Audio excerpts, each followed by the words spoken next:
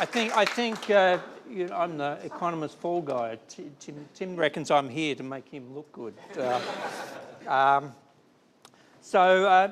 In a sense, I agreed with a fair bit of the sentiment Tim said. On one point, I have some disagreement, but it's not a fundamental one, and this sort of demand is greater than supply at some ever-increasing rate is not my read of the current market. I think the current rate of supply is running ahead of demand, which is a good news story. And in a sense, there's a focus on affordability, and there's sort of two issues at the moment. One is sort of the sort of very sharp rise in prices, particularly prices, and more recently in the past, a very significant rise in rents. And sort of a second one is the absolute high level of rents and sort of prices in the Sydney market. And you might think they're separate questions or different, the same question, but in a sense they're different. In relation to a lot of the questions I'm asked these days by the media is about, is there a bubble? And so I'll address that very quickly. The prime factors in that at the moment is really low interest rates. In fact, I had someone, I won't say which institution he was from, but it's sort of a major government-owned institution sort of saying, look, that's the only reason prices are going up and they might go up even more. I sort of disagreed with him on that. But the other factor has been an incredible demand shock which sort of hit the economy some time back related to the resources boom, and which has really sort of hit sort of the property market in more recent times with a bit of a lag. So we had this huge surge in immigration, plus a pretty strong growth in incomes. And with a lag effect, that has had a big impact on sort of rents at the time, and it sort of shifted the market, which in 2003 we had an oversupply of housing in the Sydney market. We very quickly went to a shortage. The good news is, in my view, is that the resources boom has ended. The exogenous demand shock has sort of gone away, so immigration has dropped away significantly, and it's not something that people have taken too much notice of. And of course, we've all heard that income growth has dropped away quite markedly. So the demand shock has gone from being this huge positive shock, the strongest we've had for decades, to a very weak situation there. And with supply coming on, I'll make one forecast, is that the rental growth, which is sharply decelerated, is going to come under downward pressure. But that's a sort of short-run story, and then as rents decrease, you'll then see that will take the skids out of the price movement. So on the affordability, I think there's better days ahead, and that's simply because we've got a record amounts of supply sort of hitting the market over this year and the next 2 years. In terms of the more important question, immigration is like a given in this country. There have been certain politicians in the past who have been against immigration and then said, well, I don't like immigration, therefore Sydney doesn't have to plan for it. But the reality is Sydney is going to be bigger in 10 years' time and bigger in 20 years' time, significantly bigger. And even if there's a short-run sort of improvement in affordability, I think that means that Sydney is actually going to be probably more expensive in 10 years' time and more expensive in 20 years' time, particularly in the inner middle part of the market, hopefully not in the fringe. So, but I do think we can do a lot better than we have been doing, and there I suppose I have some agreements with Tim. Would things be different if we had different sort of tax policies? Because a lot of people are sort of making a big issue of that. At the margin, maybe.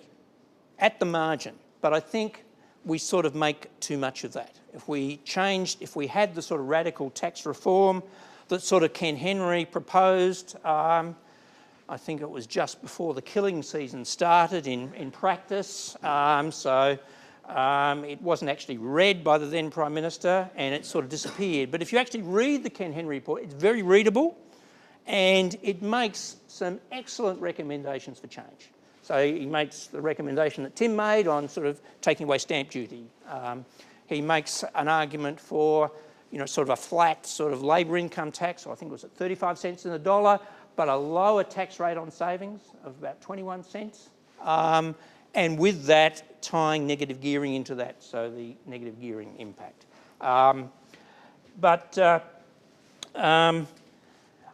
Will we get tax reform? Well, it requires infinite patience. It's like trade agreements. You have to work in the department. My first job was in the Department of Trade.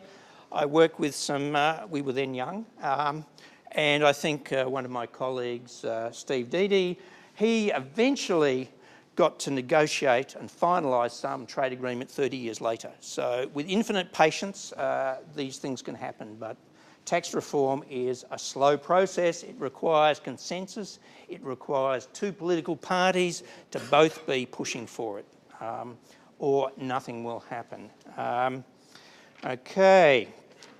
Unlike Tim, I sort of put mine in the wrong font size. When I worked at Westpac, I used to always make sure that 16 to 18 size font, and now I'm looking down and think, what the hell did I write? So, can we blame the planners? Because the planners think economists always blame the planners. And I suppose some economists do, but in a sense, only if we look in the mirror. So I was talking with Joe Giorco, who's a very good housing economist from the US, and we were discussing San Francisco. And San Francisco is a city where, in terms of planning, it makes Sydney look fantastic but the essential thing there was that the three sort of inner city LGAs and local government areas, and they're much bigger than sort of Sydney local government areas, so occupying basically inner and a chunk of and also a chunk of the middle area, if you think in terms of Sydney, sort of in essence, the people of those voted, or the agitators and whatever, voted to basically restrict all development. And so in the last 40 or 50 years, there's been almost no development. Now, one of the arguments used at the time was we want to protect the low-income groups living in these areas. But if you go forward sort of 40 years, there are none of those low-income groups in that area. It's become one of the most expensive areas in the US, and it's predominant, and it's all high-income people. So all sorts of arguments were used, and that's a situation. The fundamental difference, it seemed to me, and is that in that case the local governments had no one sort of over their shoulder saying, no, this is self-interest here. You should be allowing some development in your area to accommodate the population growth, instead of pushing it all out into the outer LGAs. Here in sort of Sydney, the self-interest of my local council, Ku-ring-gai, but of pretty much every LGA is to not have development. But we have a state government which effectively arm twists these to allow some development. So we are getting that development, but there's a fair bit of political heat in this, so we have to be grateful for what we get. So I think sometimes, when I worked in Treasury, we would always give advice, and often it was political poison for the politicians of the day, as sort of Joe Hockey found out last year. He got all the ideas from the Treasury boffins, and it didn't go down too well with the Senate. So in fact, Sydney's experience is actually a lot better than the case there. But the point I'm making is that it's not so much the planners, but it's the NIMBYism of the people in the area. And Tim sort of talked about that. And in a way, it's them protecting their property rights. So you're telling them to give them more property rights, but in a sense, they were protecting their property rights and saying, we don't want any development in this area. We're going to keep it this way. We're going to have large blocks close into the city. So there was a bit of a counterweight in Sydney, which I think is important. I see Sydney as expanding both up and out. I mean, there are some people say we just want it to go up and infill, but as a parent with kids who aren't high income earners, who don't necessarily, going back to Joe, have those high incomes, they're certainly not people who can afford to. And unfortunately, I've got multiple children, so I can't finance them all. So it's got to be really on their own bat. So this sort of, you know, if you've got a single I suppose my eldest son's married into a Chinese family, so they inherit what, you know, single income. They do very well. He's got multiple houses in somewhere in the west of China, but they're not worth very much. Okay. What I would like to see sort of going on is planners not so much micromanaging growth. There's a bit of a tendency to sort of estimate what demand is going to be very precisely, and in the financial markets where I used to work, we say you want to be ahead of the curve, and that is whatever you estimate, always build in a fair bit of slack because you're going to get it wrong. And if you underestimate demand and then you get a huge demand shock like we had about 6 or 7 years ago, then bang, prices are going to shoot up. So always build in a lot of slack in that. So overplan, always be ahead of the curve. If you try to estimate demand too closely, you are going to make mistakes and at significant cost.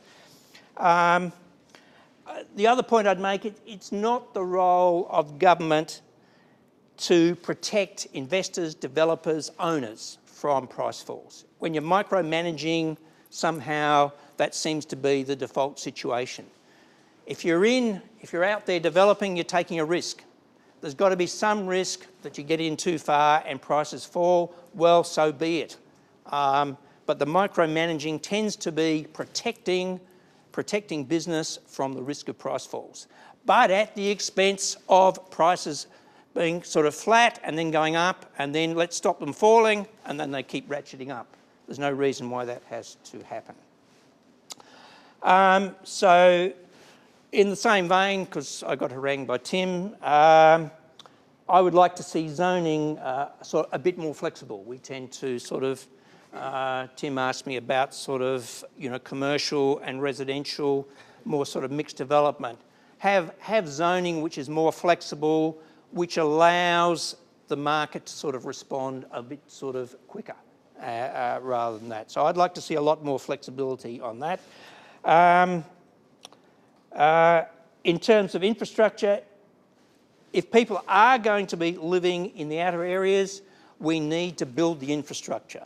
If my kids are going to be living, I think my daughter's talking about living at Woy Woy, they've got good rail transport, but it's a long way. But in other areas, I'd like to see build the infrastructure. And one of the really good things I think's happened is not so much the North West Railway, which was planned in the 1930s and it's finally being built, but the South West Railway, which is being built ahead of time, which potentially allows for the possibility of government taking some of the uplift in value if they manage that correctly. That is a good development. Build the infrastructure while it's easy and cheap to build. Don't wait 80 years as they did with the North West Railway. I